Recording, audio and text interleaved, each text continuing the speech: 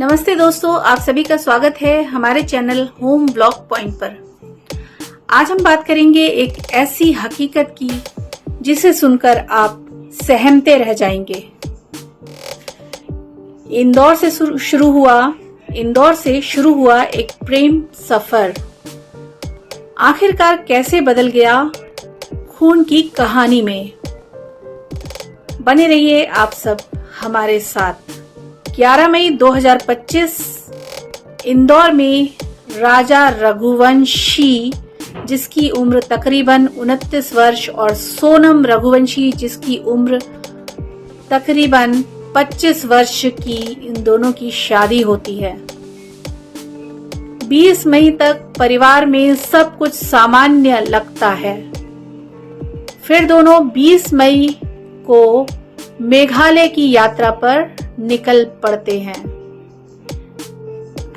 लेकिन इसी खुशियों के पीछे छिपा था एक भयानक सच।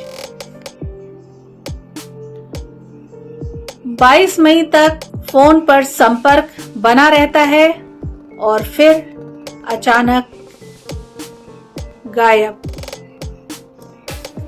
गायब हो जाते हैं दोनों। 24 मई को इन दोनों की स्कूटी शिलोंग पर मिलती है। एक कोई पहाड़ी है, उस पहाड़ी पर के आसपास शिलोंग में इनकी स्कूटी मिलती है, लेकिन दोनों का कोई अता पता नहीं। अंततः 2 जून को राजा का शव वाई सोडोंग फॉल्स के पास एक गहरी खाई में मिला। पोस्टमार्टम रिपोर्ट से हत्या की पुष्टि हुई। पुलिस ने पाया सोनम हनीमून की यात्रा का पूरा आयोजन करती थी,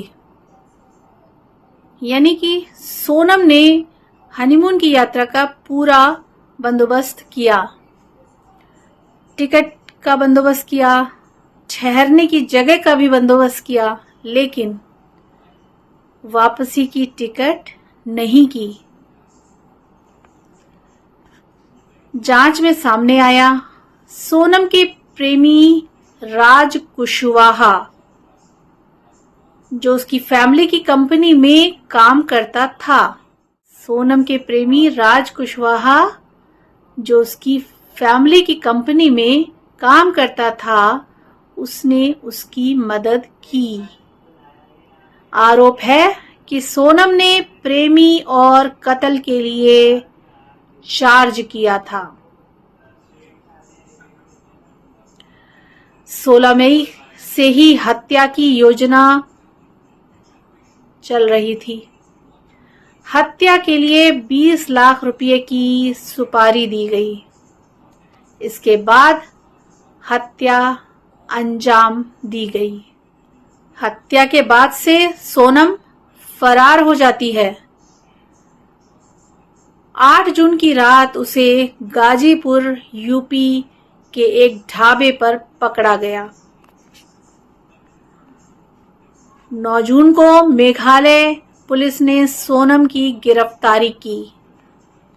साथ ही 4 लोगों को भी गिरफ्तार किया गया, जिसमें प्रेमी राज कुशवाहा और 3 आत्मघाती हत्यारे शामिल हैं।